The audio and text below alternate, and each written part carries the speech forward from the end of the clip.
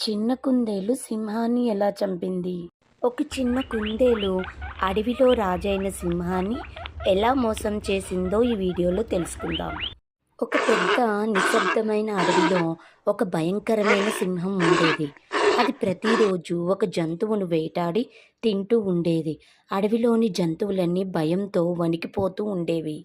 ఒకరోజు చిన్న కుందేలుకి వంతు వచ్చింది. చిన్నదే కానీ తెలివి మాత్రం చాలా పెద్దది.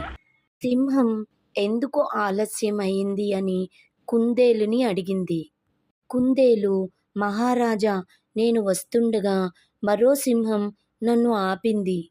ఆ మాట విన్న సింహం కోపంతో గర్జించి, ఎక్కడ ఉంది ఆ సింహం అని అడుగగా కుందేలు బావి దగ్గరకు తీసుకెళ్ళింది.